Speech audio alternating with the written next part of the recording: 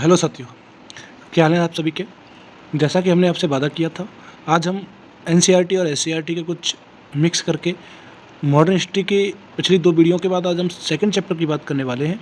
जैसा कि हमने सिलेबस में आपको पहले ही बता रखा है, उस सिलेबस के हिसाब से आज का हमारा चैप्टर रहेगा भारत में अंग्रेजी राज्यों की स्थापना। इसकी भारत में अंग्रेजी राज्य की स्थापना। देखिए, टॉपिक में होना क्या है, उस बात की शुरुआत करते हैं। 18वीं शताब्दी में मुगल साम्राज्य की शक्ति क्षीण होने पर प्रांतीय व क्षेत्रीय शासकों ने अपनी स्वतंत्रता स्थापित कर ली थी। क्या हुआ था, जैसे ही मुगल साम्राज्य की शक्ति खत्म हो गई थी, तो उसके बाद प्रांतीय और क्षेत्रीय प्रांतीय और क्षेत्रीय शासक थे, उन्होंने अपनी स्वतंत्रता स्थापित कर ली। उन लोगों ने अपना राज्यकाज बना लिया। इनमें बंगाल, बिहार, उड़ीसा, अवध, हैदराबाद, मैसूर, मराठा प्रमुख थे। ठीक है, बादशाह का नियंत्रण नामात्र का रह गया। जो बादशाह था उसका नियंत्रण नामात्र का, बिल्कुल बहुत कम नियंत्रण रह गया। इसी सदी में यूरोप में फ्रांस और इंग्लैंड के बीच विश्व में उपनिवेशों व व्यापार से ज़्यादा मुनाफा कमाने के लिए कई वर्षों तक निरंतर युद्ध होते हैं। इसी टाइम में क्या होता है, यूरोप, फ्रांस और इंग्लैंड के बीच विश्व में जो भी उपनिवेशों व व्यापार से, जो भी उपनिवेश के बारे में भी चर्चा करते हैं। क्या होता है उपनिवेश, जो भी यूरोप के लोग, फ्रांस के और इंग्लैंड के लोगों आपस में ज़्यादा से ज़्यादा मुनाफा कमाने के लिए कई युद्ध होते हैं। दोनों देशों में व्यापारी इतने अमीर हो गए थे कि अपने अपने देश के शासन में इनका बोलबाला था। इन सब देशों के, यूरोप के, फ्रांस के और इंग्लैंड के यूरोप में जो फ्रांस और इंग्लैंड के जो भी व्यापारी थे, इन व्यापारियों की क्या कंडीशन थी कि ये व्यापारी इतने अमीर हो गए थे, जैसा कि हमने पिछले चैप्टर में बात करी थी कि यहाँ के जो भी राजा थे उन्होंने व्यापारियों को अपनी तरफ से पैसे देकर व्यापार करने के लिए इजाज़त दी थी, क्योंकि अपने उस प्रॉफिट का कुछ हिस्सा ये लोग शेयर बाजार की तरह हमने बात करी थी। ध्यान है आप लोगों को, जैसे कि हम शेयर बाजार की बात कर रहे थे, शेयर मार्केट की हम लोगों ने बात करी थी, उसी तरह सेम कंडीशन में इन लोगों ने भी शेयर बाजार जैसा काम किया था। तो दोनों देशों के व्यापारी इतने अमीर हो गए थे कि अपने अपने देशों के शासन में इनका बोलबाला था। जब राजाओं ने इन्हें पैसा दे के व्यापार करने के लिए दूसरे देशों में भेजा, तो वहाँ के राजा भी, और जब इनके पास पैसा था तो राजा के पास भी, राजा में उस शासन में इनका लोगों का बोलबाला रहा। यहाँ तक कि इंग्लैंड और फ्रांस के राजा अपने अपने देश की कंपनियों का पूरा समर्थन करते थे और उन्हें मदद देते थे। कहाँ के राजा, इंग्लैंड के और फ्रांस के राजा। पिछले टॉपिक में हमने चर्चा करी थी कि यही वाली बात कि कंपनियों का पूरा समर्थन करते थे और मदद करते थे।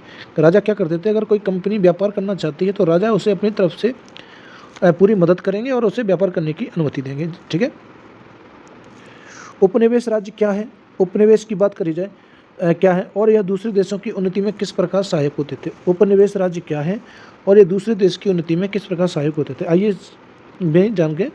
जब एक देश, इसे भी जाने, जब एक देश जैसे इंग्लैंड के लोग किसी दूसरे देश जैसे भारत पर अपना वर्चस्व स्थापित करते हैं, क्या करते हैं, दूसरे देश भारत पर अपना वर्चस्व स्थापित करते हैं, तब दूसरा देश पहले देश का उपनिवेश राज्य बन जाता है। एक देश दूसरे देश पर, जैसे भारत पर अपना वर्चस्व स्थापित करते हैं, तो भारत उस देश का क्या होगा, उपनिवेश राज्य बन जाएगा। पहला राज्य दूसरे राज्य का सर्वे सर्वा मुख्य देश बन जाता है। मुख्य देश उपनिवेश राज्य के सभी साधनों का प्रयोग अपने हित में करता है, जिससे मुख्य देश, पहला देश उन्नति करता चला जाता है, जबकि उपनिवेश दूसरा देश अवनति होता चला जाता है। जो पहला देश होता है ना, जो मुख्य देश होता है, और दूसरा देश जो उपनिवेश देश होता है, पहले देश की उन्नति होती है और दूसरे देश की अवनति होती है। कैसे, जो उपनिवेश राज्य होता है उस राज्य का पहला देश, जैसे कि इंग्लैंड और भारत की मानो, भारत एक उपनिवेश राज्य है ना, तो इंग्लैंड वालों ने यहाँ के संसाधनों का प्रयोग सिर्फ और सिर्फ अपने हित में करता है, जिससे मुख्य देश क्या होता है, उसकी, इंग्लैंड की उन्नति हुई और भारत का क्या हुआ, भारत की अवनति हुई। ठीक है ना। चलिए, भारत में अंग्रेजों ने अपना उपनिवेश राज्य क्यों बनाया, भारत को अंग्रेजों ने अपना उपनिवेश राज्य क्यों बनाया। इंग्लैंड में औद्योगिक क्रांति के दौरान कारखाने लग गए थे। क्या हुआ था, जब इंग्लैंड में औद्योगिक क्रांति हुई तो वहाँ पर कारखाने लगाए गए, अतः वह भारत को सिर्फ कच्चे माल की पूर्ति का साधन बनाना चाहता था। वो भारत से सिर्फ एक उम्मीद कर रहा था कि हम यहाँ से सिर्फ और सिर्फ कच्चा माल उठाएं, साथ ही इंग्लैंड अपने यहाँ का बना सस्ता कपड़ा और दूसरा सामान भारत के ऊंचे दाम में बेचना चाहता था, जिससे भारत को बुना कपड़ा यूरोप में बेचकर मालामाल होते रहे। बात आया पूरे सिस्टम में। जैसे कि देखिए, ये है इंडिया, ठीक है ना, और ये है इंग्लैंड। पहले क्या सिस्टम था कि पहले जो माल जाता था वो इंग्लैंड से यूरोप की तरफ जाता था, ठीक है ना, लेकिन जैसे ही भारत एक उपनिवेश देश बना तो इस इंग्लैंड ने क्या किया कि भारत को सिर्फ और सिर्फ कच्चे माल के लिए रखा। यहाँ से जूट, पटसन, है ना, जो भी चीज़ें मसाले, जो भी चीज़ें कच्चा माल यहाँ से लेके यहाँ जाएगा, फिर उस माल को पक्का करके कपड़े बना के और भी चीज़ें तैयार करके वो भारत में बेचने के लिए फिर से लाएगा, जिससे क्या होगा, वह माला माल हो जाएगा, वो पैसे वाला हो जाएगा। ये पूरी व्यवस्था थी, ठीक है ना। चलिए, जैसे कि वे भारत में कई ज़रूरी फसलें उगवाकर उन्हें दूर दूर बेचते थे, जैसे नील, पटसन, अफीम, गन्ना, चाय, कहवा, ठीक है। उन्होंने व्यापार की ये सब चीज़ें लाने व ले जाने के लिए भारत में महत्वपूर्ण क्षेत्रों में रेल लाइनें, सड़कें बिछाना भी शुरू किया। इसके लिए वे लोहा, कोयला आदि खनिजों की खदान खोदना चाहते थे। वे जंगल से लकड़ी का व्यापार करना चाहते थे। जैसे कि हमें पता है कि हमारे भारत में अंग्रेजों ही द्वारा ट्रेन चलाई गई, अंग्रेजों द्वारा बढ़िया बढ़िया रोड बनाए गए। उसका सबसे बड़ा कारण क्या था कि अंग्रेज भारत के महत्वपूर्ण क्षेत्रों से रेल लाइनों और सड़कों बिछाना शुरू किए। इससे क्या होगा, वो जो भी खनिज हैं, जो भी खदानें, उन्हें खोदेंगे और वहाँ से माल पोर्ट तक लेके आएंगे और माल कहाँ चला जाएगा, सीधा सीधा माल, पूरा का पूरा माल इंग्लैंड की तरफ चला जाएगा। पोर्ट पर लाएंगे, ये रोडवेज हैं, रोड से लाएंगे पोर्ट पर, पोर्ट से ले जाएंगे सीधे यूरोप के लिए। कहाँ के लिए, यूरोप के लिए। तो ये सारा सिस्टम वो चाहते थे, इसलिए उन्होंने बढ़िया से बढ़िया रोड बनाने की कोशिश करी और ट्रेन सिस्टम को शुरू किया, ठीक है ना। चलिए, अगला पॉइंट है, उद्योग को बढ़ावा देने के लिए चलाए गए विशेष अभियान को औद्योगिक क्रांति कहते हैं। क्या औद्योगिक क्रांति क्या होती है, तो औद्योगिक क्रांति कहा जाता है उद्योग को बढ़ावा देने के लिए चलाए गए विशेष अभियान को। किसको चलाया गया विशेष अभियान क्या कहलाता है, औद्योगिक क्रांति कहलाता है। क्या कहलाता है दोस्तों, औद्योगिक क्रांति कहलाता है, ठीक है ना। तो सभी दोस्त हमारे प्लीज़ एक बार चैनल को सब्सक्राइब जरूर करें, है ना, सब्सक्राइब करें, शेयर करें और कमेंट करके भी हमें बताएं अगर कंटेंट में कुछ चीज़ें समझ में नहीं आती हैं तो, ठीक है ना। चलिए, ईस्ट इंडिया कंपनी नील, कॉफ़ी, चाय बागान भारत में लगाती थी और इन फसलों को सस्ते दाम में खरीदकर अपने जहाज़ों में इंग्लैंड के कारखानों में बेचती थी। अंग्रेज इंग्लैंड के कारखानों में तैयार माल को, जैसे कपास से कपड़ा, चाय पत्ती, कपड़ा रंगने के लिए तैयार नील आज जहाज़ों के माध्यम से भारत और यूरोप में अधिक दाम में बेचते थे। उन्होंने व्यापार की ये सब चीज़ें लाने व ले जाने के लिए रेलवे लाइन, सड़क, दूरसंचार आदि की व्यवस्था की। इससे व्यापार में तेजी आई और उनके दिन प्रतिदिन मुनाफा बढ़ता गया। जैसे कि हमने अभी भी इस पॉइंट पर चर्चा करी थी कि इंग्लैंड वालों ने जो पूरी व्यवस्था कर रखी थी, वो पूरी की पूरी व्यवस्था किस लिए थी, वो पूरी व्यवस्था माल को जल्दी से जल्दी ले जाने की थी। किसकी थी, जल्दी से जल्दी ले जाने के लिए, है ना। और वो लोग क्या करते थे, इस माल को, कच्चे माल को रेल की सहायता से, सड़क की सहायता से, दूरसंचार की सहायता से तेज़ी से ले जाते थे और जल्दी से जल्दी व्यापार यूरोप से पक्का माल बनाकर, कपड़े बनाकर, ऐसी चीज़ें बनाकर, कलर बनाकर ले आते थे और फिर उस माल का यूज भारत में करते थे। जिससे उन्हें क्या हुआ, उन्होंने अपना यह सब करने के लिए उन्हें भारत में अपने अधिकार रखे और भारत पर अपना वर्चस्व कायम किया। उन्होंने क्या किया, इसी तरह से उन्होंने अपना वर्चस्व कायम कर लिया, ठीक है ना। चलिए, अगले पॉइंट पर चर्चा करते हैं। भारत में ईस्ट इंडिया कंपनी और फ्रेंच ईस्ट इंडिया कंपनी व्यापार पर कब्जा करने के लिए एक दूसरे से लंबे समय तक लड़ती रहीं। एक कंपनी इस कोशिश में रहती है कि दूसरे को भारत से खदेड़ कर निकाल दिया जाए। इसके लिए दोनों ही कंपनियां अपने देश के इंग्लैंड और फ्रांस सैनिकों को बुलवाने लगी। हुआ क्या, हुआ ये कि भारत में ईस्ट इंडिया कंपनी और फ्रेंच ईस्ट इंडिया कंपनी, ये दोनों कंपनियां पूरी कोशिश में थी कि भारत में से एक कंपनी को हटा के दूसरी कंपनी मेरा ही वर्चस्व हो जाए। सेम कंडीशन में फ्रेंच वाले इसी में थे, ईस्ट इंडिया वाले इसी में थे। तो इन दोनों देशों ने क्या किया, कंपनियों ने अपने देश से इंग्लैंड फ्रांस से सैनिक बुलवाने की, और इन्होंने अपने देश से क्या करे, सैनिक बुलाए जाने लगे। इन्होंने, फ्रांस वालों ने और इंग्लैंड वालों ने, अपने दोनों देशों ने, दोनों देशों की कंपनियों ने अपने देश से सैनिक बुलवाना शुरू कर दिया, क्योंकि ये लोग नहीं चाहते थे कि कोई और कंट्री यहाँ पर आए और शासन करे या व्यापार करे। आई बात समझ में। चलिए, अगले पॉइंट की चर्चा करते हैं। जैसा कि भारत के राज्य और विदेशी कंपनियों की सेना, इस हेडिंग का मतलब क्या है समझते हैं थोड़ा सा आराम से। क्या था कि भारत में जो राजा और नवाब थे, कौन थे भाई, नवाब थे, वो अपना अपना राज्य बढ़ाने के लिए एक दूसरे पर हमला कर रहे थे। क्या कर रहे थे, राजा और नवाब एक दूसरे पर हमला करने में लगे रहते थे। इनमें से उत्तराधिकार संबंध भी युद्ध होते थे, जैसे कि कोई शासक है, उसका उत्तराधिकारी कौन होगा, इसलिए भी युद्ध होते थे। लेकिन इनमें रीजन क्या था, जैसे ही कोई उत्तराधिकारी या कोई नवाब या कोई राजा आपस में लड़ रहे हैं तो वो लोग क्या करते थे, इन विदेशी कंपनियों की सहायता लेते थे। इन्होंने अपनी सेनाएं बुला के रखी थी, तो ये लोग क्या करते थे, इनकी सहायताएं लेते थे, है ना। और ये तो नॉर्मल सी बात है कि जब कोई कंपनी किसी राजा या किसी नवाब की सहायता करेगी तो वही जीतेगा जिसकी कंपनी ने सहायता करी है। अच्छा जी, क्योंकि इन लोगों का इतना बड़ा दबदबा था उस टाइम पे कि इन लोगों ने अपनी सेना बुलवा के रखी थी। इन सेना के बावजूद ये लोग एक बहुत बड़ी एक अनुशासित या कहें तो परेड और ऐसे करके कुछ व्यवस्थित तरीके से इनकी सेनाएं थी। इनके पास बंदूकें, तोपें, है ना, नौसेना, ये सारी चीज़ें थी। तो इसलिए ये क्या करते थे, जिस भी नवाब या राजा की साइड में हो जाते थे वही जीत जाता था। अच्छा जी, लेकिन इसके बाद परिणाम क्या था इसका? इसका परिणाम था कि यूरोप की जो सेना थी उसके पास बहुत बेहतर सामान थे, अच्छा, और अनुशासित भी थे। कैसे थे? अनुशासित भी थे। लेकिन जो यूरोपीय सेना थी वो सेना क्या करती थी, इन राजाओं से और नवाबों से जिसे जिता देते थे, है ना, ये यूरोपीय कंपनियां जिस राजा या नवाब को जिताती थी उनसे ही क्या करती थी, व्यापार की कई कंपनियां या रियायतें को ऐंठने लगती थी। जैसे कि राजा को किसी को जिता दिया तो उसी राजा से इन कंपनियों ने रियायतें ऐंठना शुरू कर दिया।